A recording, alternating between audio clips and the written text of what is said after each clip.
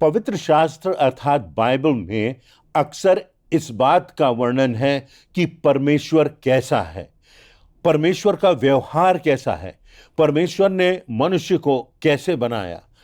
और इन बातों का वर्णन हमें किसी हद तक मिलता है, परंतु परमेश्वर जितना महान और सर्वशक्तिमान है और जितना विस्तृत है, सर्वज्ञानी, सर्वव्यापक है, उसका शब्दों में वर्णन करना संभव नहीं, क्योंकि मानव मस्तिष्क के, मानवीय ज्ञान के परे है परमेश्वर।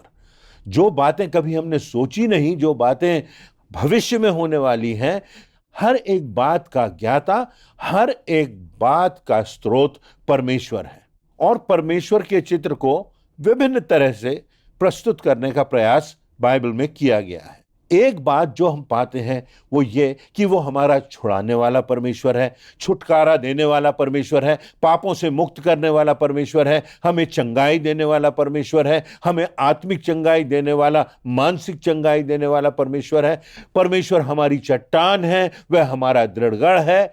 निर्गमन की पुस्तक में हम देखते हैं कि मूसा से परमेश्वर कहता है कि मैं जो हूं सो हूं, और वास्तव में ये परमेश्वर का नाम है, जैसा कि इंगित किया गया है, स्पष्ट किया गया है वचन में। परमेश्वर मैं हूं इतना पर्याप्त है।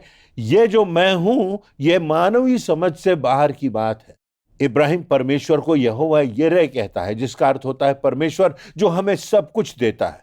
परमेश्वर हमारी शांति है, परमेश्वर हमारा चरवाहा है, वह हमारा मालिक है, वह हमसे प्रेम करने वाला है, वह हमारा उद्धार करता है। और इस प्रकार के विशिष्ट चारित्रिक गुणों से परमेश्वर की पहचान बताई जाती है।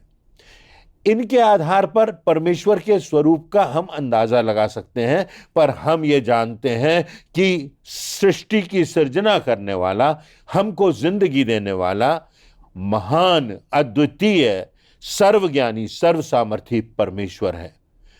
वह हमारी जिंदगियों में किस प्रकार कार्य करता है। उत्पत्ति की पुस्तक के पहले अध्याय के दूसरे पद में लिखा हुआ है कि पृथ्वी बेडौल और सुनसान पड़ी थी और गहरे जल के ऊपर अंधकार था, तथा परमेश्वर का आत्मा जल के ऊपर मंडराता था। सृष्टि की सृजना में परमेश्वर ने जो सबसे पहला काम किया वह यह कि उसने उजियाले की सृष्टि की। लिखा है तब परमेश्वर ने कहा उजियाला हो जा, और उजियाला हो गया। इसी बात को ध्यान में रखते हुए जब यूहन्ना ने अपना पत्र लिखा तो अपने पहले पत्र के पहले अध्याय की 5वीं आयत में वह परमेश्वर के विषय में लिखता है, जो समाचार हमने उससे सुना और तुम्हें सुनाते हैं वह यह है कि परमेश्वर ज्योति है और उसमें कुछ भी अंधकार नहीं। परमेश्वर ज्योति है, और आज के संदेश में हम इसी आयाम को देखेंगे कि परमेश्वर ज्योति है, जगत की ज्योति है, हमारी जिंदगी की ज्योति है, सत्यता को जानने की ज्योति है, सही पथ पर चलने की ज्योति है, मार्ग को प्रशस्त करने की, मार्ग दिखाने की, अनंत जीवन के रास्ते को दिखाने की ज्योति है। परमेश्वर का वचन जब खुलता है तो प्रकाश होता है। तो आइए हम आज इस बात को समझें कि कैसे परमेश्वर ज्योति है। इस बात को समझने के लिए कि परमेश्वर ज्योति है, हम उसकी समीपता में आ सकेंगे और अपने हृदय को परमेश्वर के प्रकाश के संदर्भ में देख सकेंगे। अक्सर हम अपने हृदय को देखते हैं तो हम सोचते हैं हम तो बहुत अच्छे हैं, हम अच्छा काम कर रहे हैं, हमारा चिंतन अच्छा है, हमारे द्वारा दूसरों की मदद हो रही है।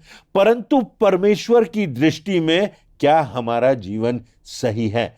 परमेश्वर की दृष्टि में क्या हमारी उचित और अनुचित की, नैतिक और अनैतिकता की परिभाषाएं स्पष्ट हैं, सही हैं? तो आइए आज हम कुछ बातों की ओर दृष्टिपात करते हैं। पहली बात, परमेश्वर ज्योति है इसलिए क्योंकि परमेश्वर चाहता है कि उसकी सृष्टि अर्थात हर कोई उसे जाने। परमेश्वर ज्योति है, इसका अर्थ यह भी है कि वह सर्वव्यापक है।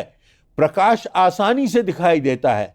जब आकाश के अंधकार में प्रकाश चमकता है तो लोगों का ध्यान उसकी ओर जाता है।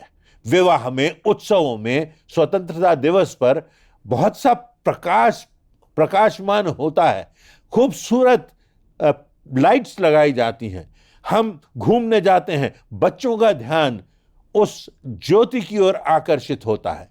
प्रकाश प्रकाशित होता है, ज्योति प्रकाशित होती है। वह परमेश्वर जो ज्योति है वह प्रकाशमान हुआ जब प्रभु यीशु मसीह संसार में आए, तो मेरे और आपके उद्धार के लिए उसके उद्धार की योजना प्रकाशित हुई।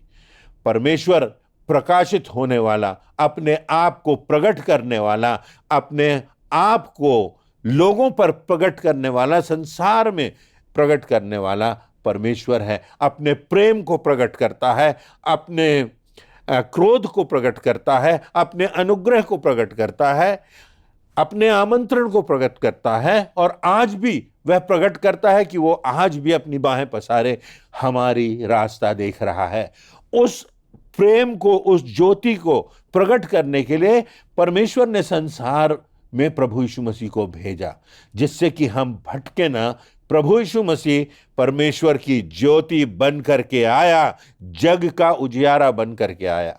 भजन संहिता की पुस्तक के 19वें अध्याय की पहली और दूसरी आयतों में लिखा है, आकाश ईश्वर की महिमा का वर्णन कर रहा है और आकाश मंडल उसकी हस्तकला को प्रकट कर रहा है। दिन से दिन बातें करता है और रात को रात ज्ञान सिखाती है।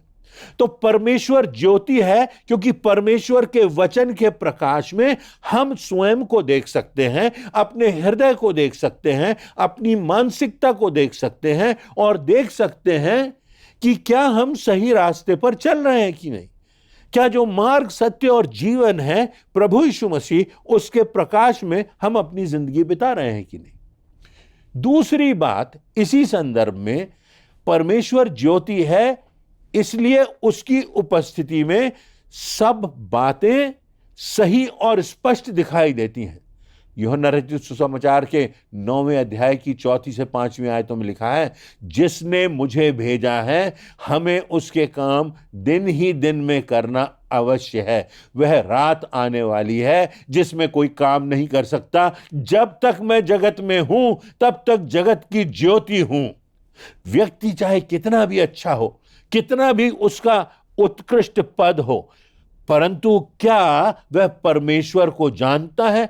क्या वह परमेश्वर से जुड़ा हुआ है? क्या वह परमेश्वर के प्रकाश में अपनी जिंदगी को देखता है? क्या वह परमेश्वर के वचन के पैमाने में अपने निर्णयों को तौलता है?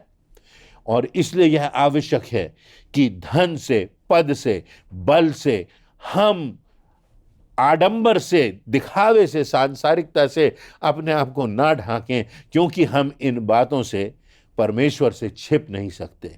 हम जब प्रार्थना करते हैं कि पिता तू जानता है मेरे मन को, मेरे विचारों को, मेरे पापों को, तुझसे कुछ छिपा नहीं है, मेरा जीवन तेरे सामने खुली हुई किताब के समान है, यहां तक कि तू मेरे विचारों को जानता है, मेरी मानसिकता को जानता है, मेरे हृदय को जानता है, मेरे मस्तिष्क को जानता है। परमेश्वर तू सब कुछ देख सकता है।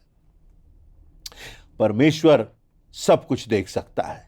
मनुष्य तो यह देख सकता है कि हम क्या कर रहे हैं, हमारे बाहरी व्यक्तित्व को, परंतु परमेश्वर है जो हृदय को देखता है, जो विचारों को जानता है, जो हमारे अंतरात्मा को भी देख सकता है। और इसलिए हमारे जीवन के उद्देश्य भी परमेश्वर के सामने स्पष्ट होते हैं कि क्या हमारे जीवन के उद्देश्य, जिस उद्देश्य से उसने हमें भेजा है कि नहीं। हम समझते हैं कि नहीं कि हम एक उद्देश्य के तहत, परमेश्वर की योजना के तहत इस संसार में आए हैं। व्यक्ति अपने स्वयं के प्रकाश में, अपने इन उजालों में अपने आप को पूर्णता से दर्पण में नहीं देख सकता, परंतु परमेश्वर व्यक्ति को संपूर्णता से देखता है। पहला शामुएल उसके 16वें अध्याय की 7वीं आयत में लिखा है, क्योंकि परमेश्वर का देखना मनुष्य का सा नहीं। मनुष्य तो बाहर का रूप देखता है, परंतु प्रभु परमेश्वर की दृष्टि मन पर रहती है। परमेश्वर की दृष्टि मन पर रहती है। और इसीलिए इब्रानियों के पत्र का लेखक अपने पत्र के 4 अध्याय के 13वें पद में लिखता है, और सृष्टि की कोई वस्तु उससे छिपी नहीं, वरन परमेश्वर के सामने सब वस्तुएं खुली हुई हैं।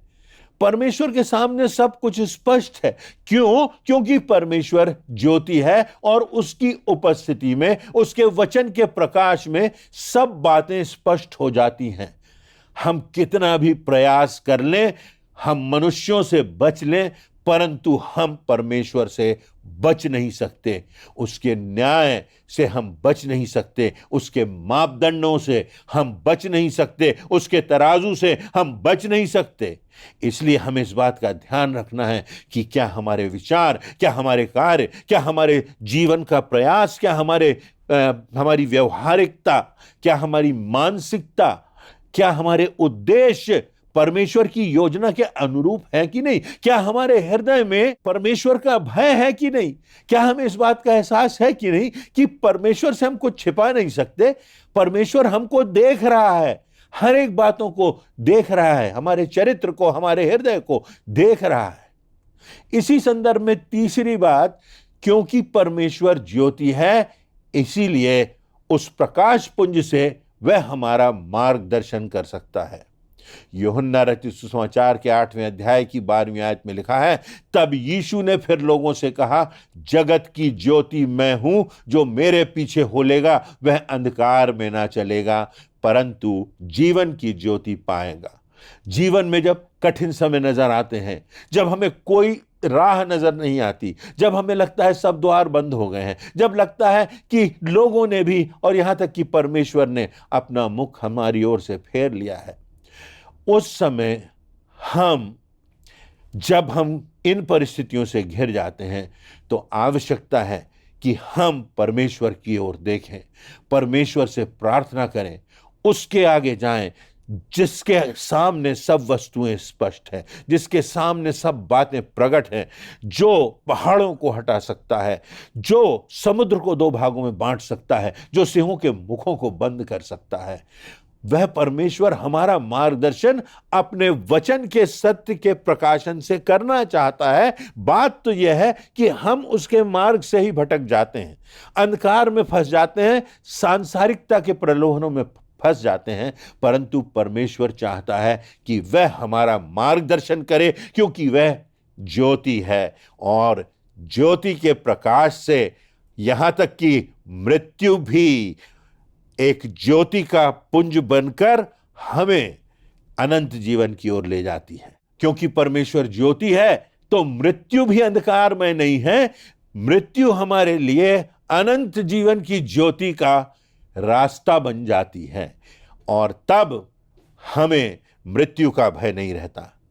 तो इन बातों से परमेश्वर हमारा मार्गदर्शन करता है, वचन से मार्गदर्शन करता है, पवित्र आत्मा से मार्गदर्शन करता है। लिखा हुआ है, मैं तुमसे सच सच कहता हूं कि यदि कोई व्यक्ति मेरे वचन पर चलेगा तो वह अनंत काल तक मृत्यु को ना देखेगा। परमेश्वर हमारे हृदयों में अपनी इच्छा प्रकट करके हमारा मार्गदर्शन करता है। यह हिजकीएल की पुस्तक के 36वें अध्याय की 26वीं और 27वीं आयतों में लिखा है, मैं तुमको नया मन दूंगा और तुम्हारे भीतर नई आत्मा उत्पन्न करूंगा, और तुम्हारी देह में से पत्थर का हृदय निकाल के तुमको मांस का हृदय दूंगा, और मैं अपना आत्मा तुम्हारे भीतर देके ऐसा करूंगा कि तुम मेरी विधियों पर चलोगे और मेरे नियमों को मानकर उनके अनुसार काम करोगे। परमेश्वर हमको सही मार्गदर्शन देने के लिए आज बुला रहा है। परमेश्वर इन जटिल परिस्थितियों से निकालने के लिए हमको बुला रहा है। परमेश्वर अनंत जीवन देने के लिए हमको बुला रहा है।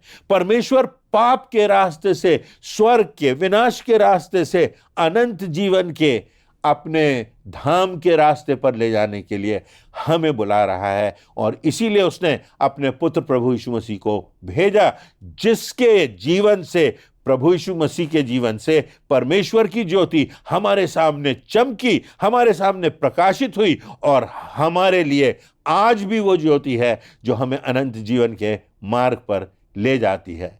तो हमें परमेश्वर से मांगना है, प्रार्थना करना है, उसके वचनों को खोलना है। लिखा हुआ है, तेरे वचनों के खुलने से प्रकाश उत्पन्न होता है। और इसीलिए पौलुस प्रेरित भी लिखता है कि किसी भी बात की चिंता मत करो, परंतु हर एक बात में तुम्हारे निवेदन, प्रार्थना और विनती के द्वारा धन्यवाद के साथ परमेश्वर के सम्मुख प्रस्तुत किए जाएं। तो हम इस बात को निश्चितता से माने कि परमेश्वर पर हमें विश्वास करना है, अपनी समस्याएं उसके चरणों में डालना है, उसके आमंत्रण को स्वीकार करना है। और जिस प्रकार इफिसियों के पत्र के 5वें अध्याय की 8वीं आयत में लिखा है, तुम तो पहले अंधकार थे परंतु अब प्रभु में ज्योति की संतान हो और उसके अनुसार चलो। शैतान की शक्तियों को अंधकार की शक्तियां कहा गया है, परंतु ज्योति प्रकाश एवं पवित्रता का प्रतीक है। जब हम किसी कमरे में जाएं, वहां अंधेरा हो और फिर एकदम से जब वहां पर प्रकाश हो तो वो प्रकाश सब तरफ फैल जाता है, वो लाइट सब तरफ फैल जाती है। इसी प्रकार जब प्रभु यीशु मसीह हमारी जिंदगियों में आता है तो हमारे जीवन के हर एक आयाम में, हमारी मानसिकता में, हमारे सोच में, हमारे विचारों में, हमारे रास्ते की ओर बढ़ने में, हमारे जीवन के हर कदम में परमेश्वर के प्रकाश में हमें बढ़ना है, क्योंकि वो आज भी हमको उस प्रभु यीशु मसीह के द्वारा अपना प्रकाश दिखा रहा है और वह चाहता है कि हम अंधकार के नहीं परंतु उजियाले की संतान के समान जीवन जिएं। लिखा हुआ है यशायाह नबी की पुस्तक के 60वें अध्याय की 20वीं आयत में, तेरा सूर्य फिर कभी अस्त ना होगा और ना तेरे चंद्रमा की ज्योति मलिन होगी, क्योंकि यहोवा परमेश्वर तेरी सदैव की ज्योति होगा और तेरे विलाप के दिन समाप्त हो जाएंगे। प्रभु यीशु मसीह आज हमको बुला रहा है कि हमारे विलाप के दिन समाप्त हो जाएं और परमेश्वर का उजाला निरंतर हमारे सामने चमके, हम ज्योति की संतान बने, हमारे जीवन से प्रभु यीशु मसीह की ज्योति का प्रकाशन हो। और इसीलिए यूहन्ना हमें बताता है परमेश्वर ज्योति है, ताकि सब उसको जाने, उसके मार्ग पर चलें, उसके अनुसार अपने जीवन को बनाएं। और इसीलिए प्रभु यीशु मसीह हमारे सामने आज भी अपनी बाहें पसारे हमको बुला रहा है कि ज्योति के राह पर हम चलें, अनंत की राह पर हम चलें और अपने अतीत के पापों से मुक्त होकर हम परमेश्वर के रास्ते पर चलते हुए नई जिंदगी पाएं, अनंत की जिंदगी पाएं। परमेश्वर अपने वचन के प्रकाशन से मेरे और आपके जीवनों को प्रकाशित करे।